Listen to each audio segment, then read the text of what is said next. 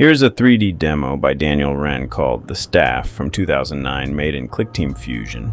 Clickteam Fusion. Sounds like a corporate merger between a mouse factory and a hot tub company. I know what you are thinking. This looks pretty good. Makes you wonder why Clickteam didn't make this a standard feature. It is sad they didn't. You literally had to pay extra for the Raycasting object. Why wasn't a full 3D engine right in the box? And you had to buy it separately. Are you kidding me? What is that? Bad business model. I'm no marketing expert, but I would have lower Clickteam Fusion's price to 29 bucks.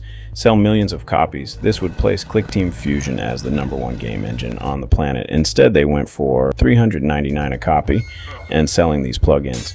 And surprise, not every kid has access to 500 bucks to start making games. Not very bright, folks, not very bright. Here's another. How about banning Sparkman from the platform? Yeah, that was a bright idea. Or imagine if Clickteam were scammers like Unreal Engine and Unity. Hey guys, it's free, go crazy. Oh, you got a hit? Excellent. We own your game and 5% of your gross revenue forever. Pure evil genius, but it worked. Clickteam stays pure, charging 400 bucks, while Toby Fox takes Game Maker, draws 3 pixels, slaps together a skeleton in a hoodie, uses 2 synth presets, drops Undertale, and walks away with millions. Absolute illegal levels of efficiency. That's it for today.